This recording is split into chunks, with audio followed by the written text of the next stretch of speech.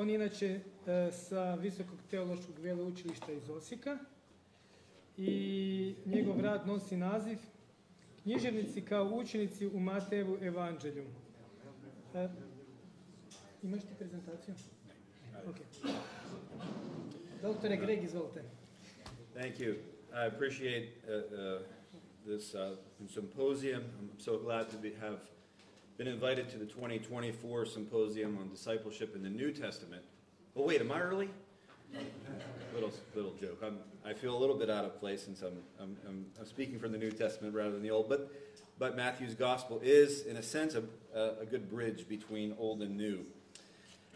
So the title has changed a little bit. My title is now, Are All Disciples Scribes? Reading with Corporate Ecclesial Inclusivity.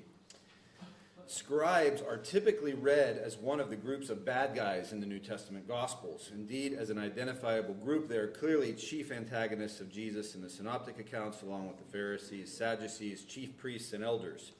This characterization holds true in Matthew's Gospel, perhaps especially so, where some of Jesus' harshest rebukes and most strident criticisms are aimed at the scribes and Pharisees in Matthew 23. At the same time, Matthew uniquely includes several passages that paint a more positive portrait of the scribal office itself and include references to what we can perceive as Christian scribes. So in Mark 1:22, the people marvel at Jesus, noting he taught with authority, not as the scribes, but Matthew's version at the end of the Sermon on the Mount says, not as their scribes, suggesting that in Matthew's own context, there was perhaps a separation between Jewish and Jewish Christian scribes. Matthew 8:19-21, a scribe approaches to Jesus to profess commitment to follow him. After Jesus' response, Matthew indicates that another disciple approached Jesus. This demonstrates at the very least that for Matthew, Jesus had disciples who were in fact scribes. The Lucan parallel only does not use the word scribe, but merely calls him someone. In Matthew 13:52, the text that's our principal text that I will return to later, conclusion of the third teaching discourse on the parables of the kingdom, Jesus asked the disciples if they understand. They say yes, and then Jesus says, therefore every scribe who has been trained for the kingdom of heaven, or discipled in the kingdom of heaven, is like a master of a house who brings out of his treasure what is new and old. There are no synoptic parallels for this passage. Matthew 23:1-3, Jesus tells the crowds and disciples that the scribes and Pharisees sit on Moses' seat, and therefore they should do whatever they say, but not the works they do, for they preach but do not practice. The Markan and Lucan parallels, Jesus only warns his audience about the scribes, but there is no encouragement to follow scribal teaching. Finally, in Matthew 23:34, the seventh and concluding woe against the scribes and Pharisees, Jesus, somewhat surprisingly, at least for us, promises to send to them prophets and wise men and scribes, whom the Jerusalem scribes and Pharisees will persecute. Intriguingly, in the Lucan parallel, these groups are characterized as prophets and apostles. In addition to these texts, it is also worth noting that on two occasions, scriptural interpretations, both of them which are eschatologically oriented, are affirmed by Jesus as correct. The first is the Jerusalem scribes who were called on by Herod to provide the Old Testament text about the place of the birth of the Messiah. This is, of course, materially unique to Matthew. And the second is Jesus' affirmation after the transfiguration, found also in Mark, that Elijah must indeed come first, as the disciples had noted, was a scribal interpretation. The implication in both cases is that scribal interpretations were right, but crucially, the present scribes failed to recognize their fulfillment and act on it. These initial observations of Matthew's unique perspective on scribes and the scribal office prompt several questions, both regarding these texts themselves, but also for an overall understanding of the first gospel in relation to Judaism and the early church. My purpose, however, is to consider how one Matthean type, the scribe, relates to another, the disciple, for readers of the gospel. My thesis is that Matthew teaches that the kingdom scribe plays an important and necessary role in the messianic ecclesia as a gathered whole of disciples, and an integral part in the practice of Christian discipleship. Further, Matthew's readers in the messianic ecclesia are called to read Matthew's scribal type not merely historically, but with a corporate ecclesial inclusivity, which I will explain. Later, I will take a closer look at Matthew 13:52, but first, a very short portrait of scribes in the Second Temple period. Actually, I have a lot of material on scribes from in the Hebrew Scriptures and through the Second Temple period, but I have to shorten it because of time. So I'm just going to take from Ben Sira, 2nd century BC, from the Apocryphal book, and there's a section in his work, 38:24 to 39:11 from Sira, a list of which is a description of the ideal scribe. And so there's a list of verbs in this passage that reveal the scribe's task, which I think can give us enough of an overview of what the thinking was. So to understand, to seek out, to engage, to enter in with or penetrate, to be involved with in close proximity. The objects of these verbs are law, wisdom, prophecies, tales of great men, parables, and proverbs, and would appear to point to the scribe's careful and intense interaction with the Hebrew Scriptures, or perhaps the whole entire repertoire of tradition in multiple ways. But these activities of learning, engaging, interpreting, and preserving are followed by a statement about the scribe's prayerful dependence on the Lord, the one who gives him understanding, so that the scribe himself may even pour out words of wisdom and illuminate the instruction of his teaching. Furthermore, the ideal scribe is influential among the nobles and rulers and even stretches beyond the borders of Israel. In sum, the ideal Jewish scribe of the 2nd century BC, according to Ben Sira, was one who sought, preserved, interpreted, and taught all of the Hebrew authoritative traditions, and who also wrote words of wisdom and left a lasting impact far and wide, all in prayerful dependence in the Lord. Of course, I do need to mention, right, the scribal tradition already, which Baruch and Ezra, I can't say much about it because of time, but these are figures who also live in Jewish tradition well into the 1st century. They are, of course, they're pseudonyms for a number of apocryphal and pseudepigraphal works. So the scribal tradition is very strong in Judaism. Okay, let's come back to Matthew 13:52 with this background in mind. So Matthew 13 is the third of 5 teaching discourses in the gospel, and as such is a central place in the gospel structure. The chapter is focused on Jesus' teaching in parables, beginning with the parable of the sower, followed by 6 parables of the kingdom. The first 3 are spoken to the crowds at large, while the interpretation of the parable of the weeds and the second set of 3 are given only to the disciples after they withdraw to the house, it says in 13:36. These 6 are then followed by a concluding simile where Jesus asks the disciples if they understand, to which they reply affirmatively. Jesus thus responds, Dia tuta pas grammatus mathetutheis te basileaton uranon. Therefore, every scribe, mathetutheis, so often the translations here are trained or instructed, but this is the verb from the noun mathetes for disciple. So we could say every scribe discipled in the kingdom of heaven, or there's debate on whether this is a passive or a definite, meaning active in meaning. It really doesn't make that much of a difference for the meaning. Therefore, every scribe who is discipled in the kingdom of heaven is like a master of a house who draws out of his storehouse treasures, new and old. The passage clearly begins with an emphasis on the disciples' understanding of Jesus' teaching, which is affirmed in Matthew in contrast to Mark, where the disciples are not portrayed with such understanding. Further, Jesus introduces his response with dia tuta, which inferentially links the following words to the disciples' understanding. Consequently, interpreters often conclude that the scribe referred to in the passage is a reference aimed at the 12.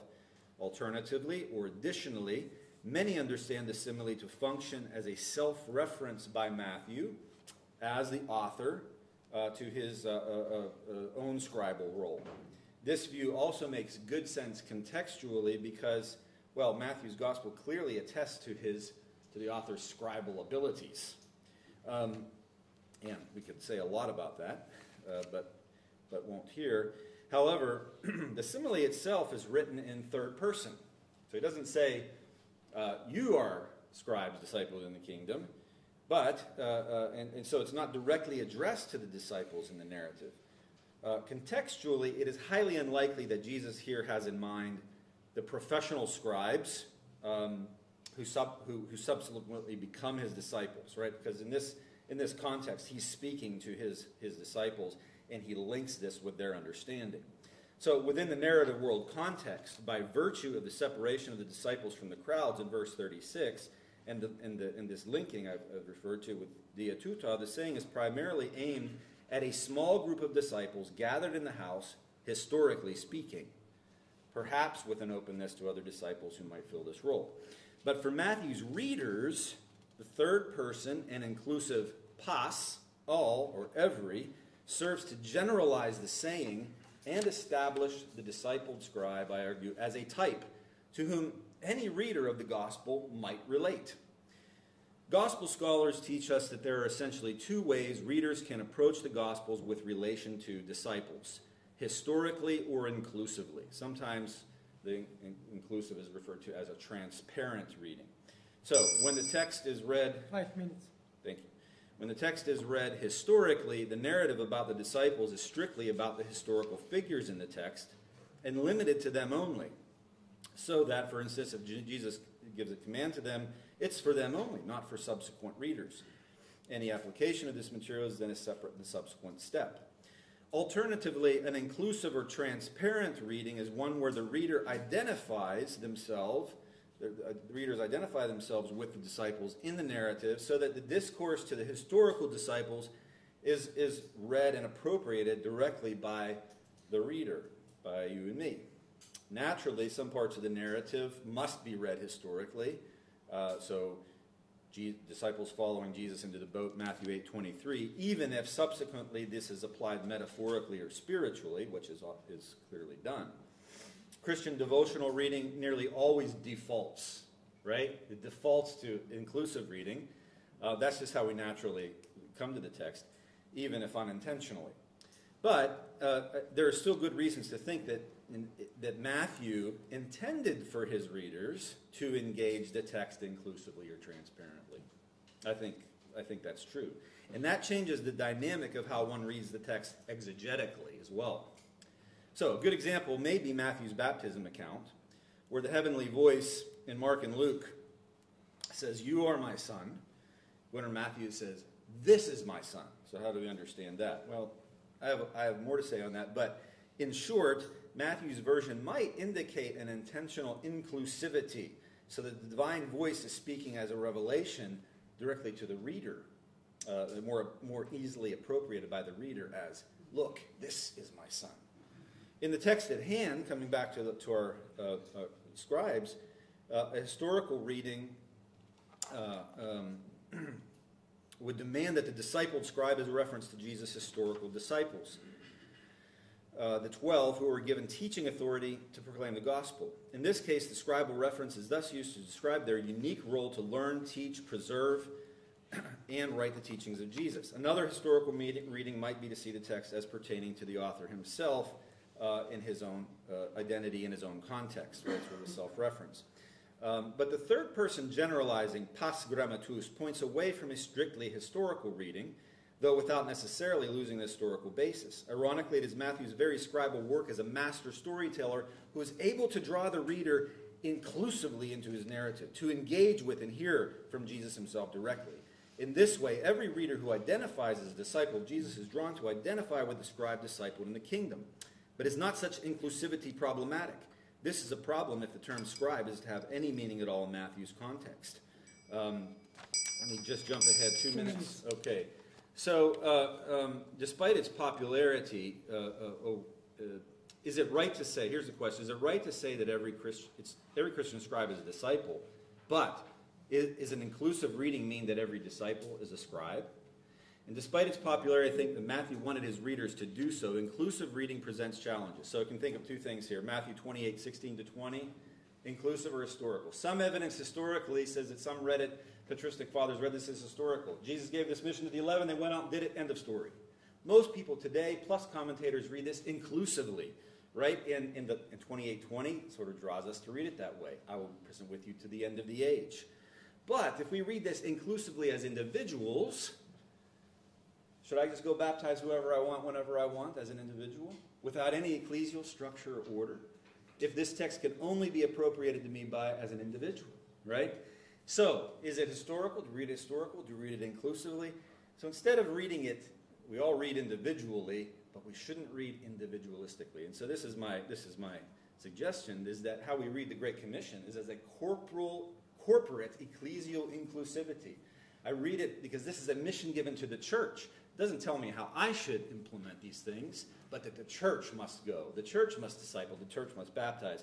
And now, if we come back to the scribe question in my last 10 seconds or so, I return to the scribe question, are all disciples scribes? A corporate ecclesial inclusive reading allows us to read Jesus' teaching here as to all his disciples, but without the expectation that each disciple is to fulfill the scribal role as an individual. We have other canonical writings that teach us about the variety of spiritual gifts and roles in the church, but what Matthew 13:52 teaches us is that the church, as a gathered whole, a gathered group of disciples, should be about the scribal business. In prayerful dependence on the Lord, learning, engaging, interpreting, preserving, teaching, and wisely writing about treasures new.